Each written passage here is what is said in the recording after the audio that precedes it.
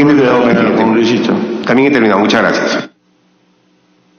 Muy bien, tiene uso de la palabra el congresista Juan Carlos Yuyes. Muchas gracias, presidente. Muy buenas tardes. Saludar al ministro de Relaciones Exteriores y a todas las personas que lo acompañan. Al escuchar al señor ministro, yo tenía dos incógnitas que de repente, si hoy no es posible ya por la hora también que pueda responder, nos puede hacer llegar a esta comisión por escrito, ¿no? Lo primero es sobre la agenda binacional que van a tener en octubre en Tumbes, entre presidentes y gabinetes. Para nosotros, los tumbesinos, sí es importante, no solamente porque se va a celebrar en Tumbes, sino porque significa que como anfitriones nosotros tenemos prioridad de agenda, más allá también de la agenda binacional, porque hay otras regiones del país que por supuesto tenemos igual frontera con Ecuador. En tres temas que son prioridades, que eso sí tengo que saludar y agradecer al señor ministro que el año pasado, antes del encuentro en Ecuador, le hice llegar a través de una moción del día del Pleno del Congreso con más de 40 firmas de colegas congresistas, se puede incorporar el tema de la contaminación del río Tumbes, que hasta el momento no veo ningún resultado. En segundo lugar, estábamos viendo el tema del esquema hidráulico de Cazadero, que para nosotros es importante por cómo se vienen dando los hechos del cambio climático a nivel mundial, y donde nosotros también tenemos que tomar en cuenta las épocas de estiaje o de sequía que le llamamos. Asimismo, quiero hacerle un anuncio que en algún momento se lo dije, se lo he hecho ya llegar por escrito. Hay un tema social ahorita en el canal internacional de Tumbes. Quizás en el momento que conversé con él, me hizo ver que ya eso no estaba en manos de Relaciones Exteriores, pero sí tiene que ver porque es un tema de frontera y por lo tanto creo que él podría apoyarnos en ese sentido. Es lo que le denominan, en principio era una alameda comercial, turística, entre Huaquillas y Aguas Verdes, que hoy solamente está denominado como, digamos, un paseo norte-sur que solamente será turístico. Esto va a originar problemas, y ya hay problemas actualmente, porque Aguas Verdes no tiene extensión o áreas donde realmente se pueda reubicar parte del comercio, que es lo que le da vida a esta parte del distrito de Aguas Verdes, si hablamos por el canal internacional. Yo creo que allí, si bien es cierto la unidad ejecutora y que ya tiene a cargo el expediente técnico es vivienda, yo creo que todavía estamos a tiempo para poder hacer alguna modificación en favor, estoy diciendo, de la formalización, el orden que está buscando en todo caso el comercio en Aguas Verdes. Lo segundo, relacionado a lo que es los inmigrantes venezolanos a Perú. Miren, está pasando un hecho que es bastante elocuente. En Tumbes, yo que constantemente voy a mi región todos los fines de semana, por ejemplo, las personas ya tienen rechazo hacia los amigos de Venezuela. Y se lo voy a explicar para que puedan entender. No es que haya de por medio algún tema que pueda en algún momento haberse tomado como una situación de que haya alguna fobia sobre ellos, ¿no? Hay avenidas, y tome nota, señor ministro, hay avenidas como la avenida Tacna, la avenida Mariscal Castilla, que se han vuelto letrinas. Y no solamente letrinas, sino también basureros, porque estas personas, cuando tienen acceso a algún producto comestible, ellos normalmente lo reciben en un producto descartable. Y toda esa basura la van acumulando, más allá de las necesidades propias, fisiológicas que tiene todo ser humano, que en algún momento ellos, por no tener dónde vivir, tienen que hacerlo ahí mismo. Asimismo, hay avenidas que se han vuelto prácticamente, ya para nosotros los peruanos y tumbesinos, se han vuelto ya prácticamente insostenibles y no podemos ingresar. Yo como autoridad, la última semana en esta semana que he terminado de representación, poco ha faltado para que me peguen, ¿no? Dos jóvenes venezolanos. Bueno, a mí no me gusta andar con seguridad del Estado, ¿no? Porque cuando ya termina la semana de representación, un sábado o un domingo, quiero disfrutar con mi familia como cualquier persona lo hace en su ciudad. Y entonces nosotros cada vez, en lugar de ir mejorando, a pesar de que Perú tomó como iniciativa lo que le denominaron en alguna oportunidad visas humanitarias, no se ve ese efecto. Bueno, al menos en Tumbes no se ve, no sé si en otra parte de las regiones del país. Y le decía esto porque tengo conocimiento que en el mes de marzo de este año, Perú y Colombia hicieron un llamado urgente a la comunidad internacional para incrementar la cooperación de la llegada masiva de ciudadanos venezolanos. Como dice, hay un convenio, o sea, nosotros no estamos en contra si entran o salen, pero ya para nosotros sí se ha vuelto un caos. Y en los hospitales de igual manera, hay que atenderlos porque son seres humanos.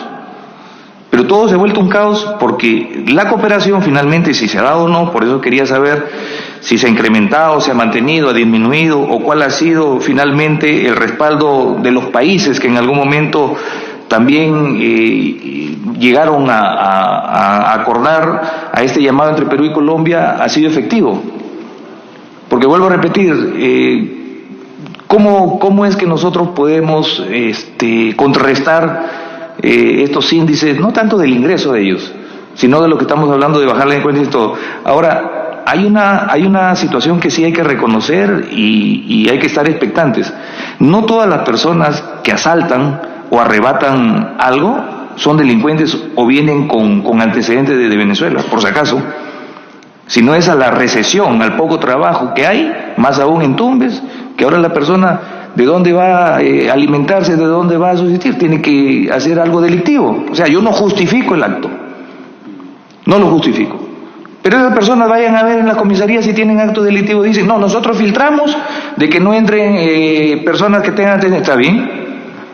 Y los que ingresan y se hacen acá delincuentes por situaciones como las que estamos hablando, ¿qué cosa está pasando? Entonces hay una realidad que yo creo que el ministro en octubre que vaya se va a dar cuenta, ¿no? Y espero de que al menos logre en todo caso tomar en consideración lo que estamos en este momento diciendo, porque nosotros lo que estamos diciendo es para aportar a solucionar el tema, no es para originar mayor problema al que ya existe. Nosotros los congresistas estamos justamente para eso, y ahora que hemos ido a la semana de representación, con mayor razón, porque lo hemos visto pues en las instituciones públicas y en otros lugares que no pueden contener lo que les estoy diciendo, ni la municipalidad provincial ni el gobierno regional no pueden contener. En todo caso le toca al Ejecutivo, a través de relaciones exteriores, que puedan pues tener una estrategia que pueda ayudar pues justamente a solucionar estos temas. Muchas gracias, presidente. Muy bien, muchas gracias. Tiene el uso de la palabra el congresista Roberto Vieira. Muchas gracias, presidente. Muy buenas tardes, señor canciller, a todos los miembros presentes y a mis colegas congresistas. Con referencia al éxodo venezolano, ya se ha hablado bastante, pero solamente quería añadir 2 puntos. ¿Cuál ha sido la labor de la Cancillería peruana con respecto a la nación hermana del Ecuador? Que, como se sabe, cuando ingresan los venezolanos a su país, inmediatamente son transportados con ómnibus hasta la frontera peruana. Sería importante la posición de la Cancillería peruana al respecto. También he escuchado a algunos colegas sugerir la expulsión inmediata de aquellos extranjeros que cometen delitos graves. Y últimamente se ha visto a través de los medios de comunicación a muchos venezolanos en este tema. Y ahí sí es un poco delicado, porque expulsarlos sin sancionarlos de manera punible podría ocasionar un sicariato, o podría ocasionar que se agudice aún más la inseguridad del país, porque sabiendo ellos de que no van a ser castigados, fácilmente van a ser transables por las bandas organizadas. Eso sí me parece un poquito delicado y se tendría que analizar profundamente. Cambiando de tema, sobre el tema de Colombia, ¿cuál ha sido la posición de la Cancillería o cuál va a ser la posición de la Cancillería con respecto a las declaraciones de los líderes de la FARC sobre el levantamiento nuevamente de armas?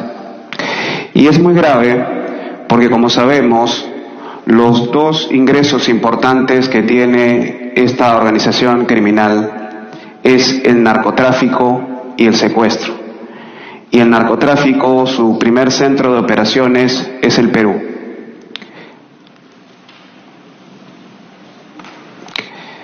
Es el Perú. Eso conlleva a que el gobierno tome unas medidas de urgencia, por lo que significa eso como el pilar principal de la inseguridad que vive nuestro país.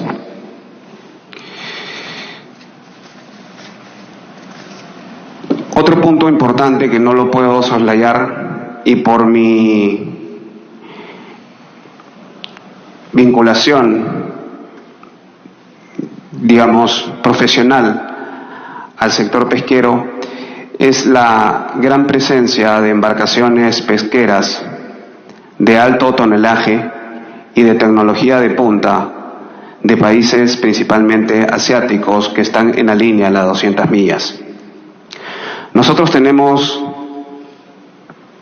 dos falencias.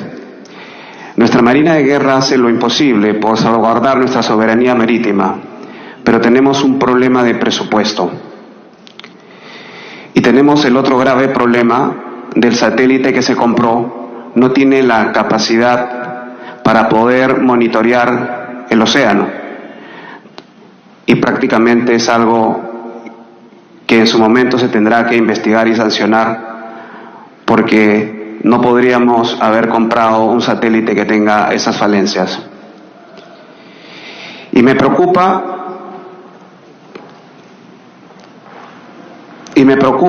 porque estas embarcaciones, que como lo vuelvo a mencionar, de alta capacidad de bodega, la más chica es de 500 toneladas y la más grande de 1000 toneladas, y en un promedio de 250 a 300 embarcaciones solamente de un país, la China. Sin mencionar las embarcaciones coreanas, sin mencionar las embarcaciones que vienen del Ecuador, sin mencionar las embarcaciones que vienen de Centroamérica y también de Europa.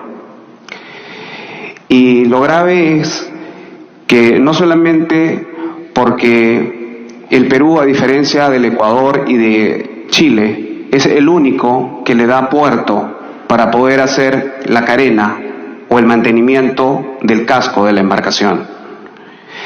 Estas embarcaciones, si no tienen el mantenimiento de puerto cercano, en este caso, si el Perú no le diera puerto, estas embarcaciones prácticamente tendrían que desecharlas porque tampoco tienen la capacidad por su estructura, ya prácticamente por antigüedad, no tendrían la capacidad de retorno, prácticamente quedarían a la deriva, pero ya no pescarían. El que le da vida a estas embarcaciones para que todos los años depreden principalmente recursos que le pertenecen a todos los peruanos, en beneficio a países que tienen grave problema de alimentación y que requieren de la mejor proteína, en este caso la marina, acompañada del omega 3, y en desmedro de nuestra población que sufre un alto índice de anemia y desnutrición y que no tiene capacidad ni acceso a poder consumir esos recursos por malas políticas pesqueras. ¿Cuál ha sido la posición de la Cancillería? ¿Tenemos un problema acaso con los tratados que dejaron esa, digamos, puerta abierta para que, a diferencia de Chile y a diferencia de Ecuador, el Perú les dé mantenimiento?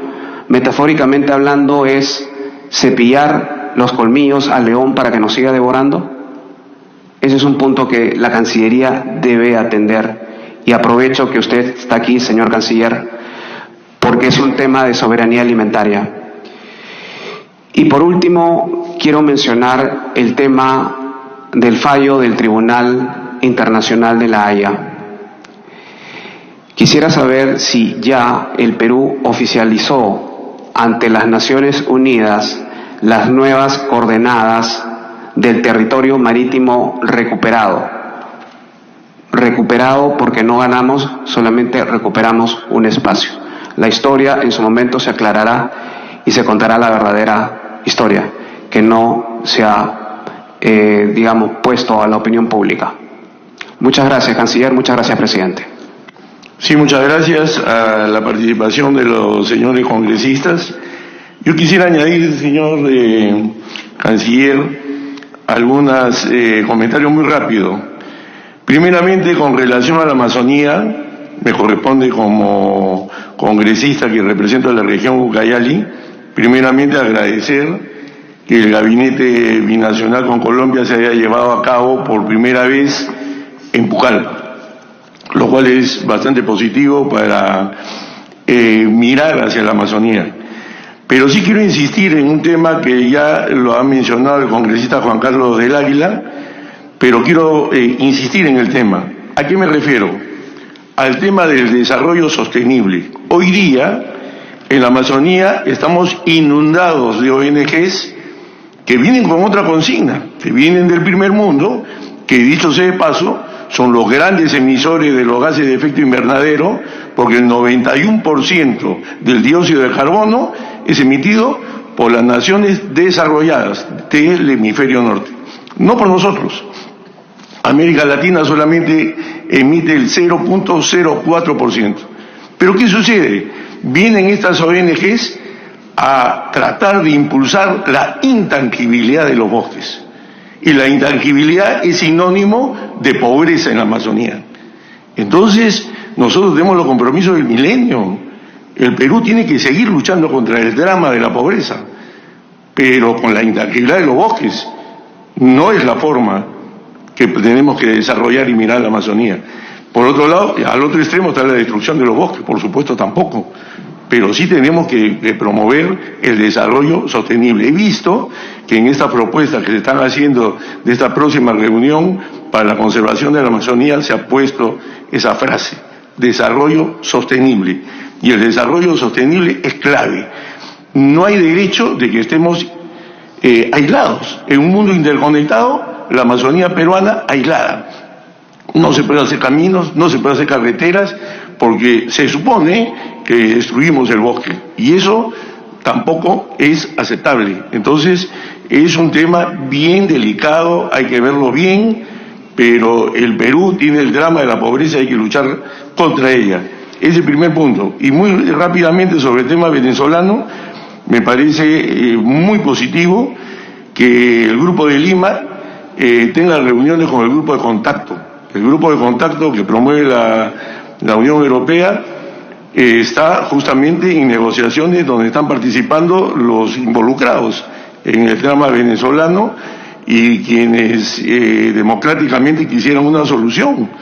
Entonces, por ahí puede estar la solución hacia, ojalá, un mediano plazo, un corto plazo, que hayan elecciones libres, etcétera, etcétera. Entonces, me parece muy bien ese punto. Sí nos preocupa la delincuencia, que también se ha hablado.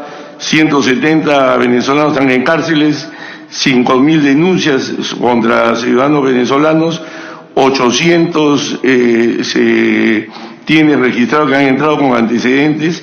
Y a mí quisiera un comentario muy rápido sobre la Comisión Especial para los Refugiados, lo emite la Ley 27891. Esta ley fue promulgada en el gobierno de Toledo el 10 de octubre del 2003. Entonces, la realidad que había en ese tiempo sobre refugiados es muy diferente a la que estamos viviendo hoy día. Y entonces, yo pregunto, ¿el nivel que tiene esta comisión es el adecuado para la problemática de la migración venezolana de hoy? Porque he visto con claridad de que, por ejemplo, el jefe de migraciones no está en la comisión. Y entonces, ¿es necesario cambiar esta ley o no? ¿O está funcionando como corresponde? Y por otro lado, hablar también muy rápidamente sobre el Fondo de Desarrollo de Fronteras.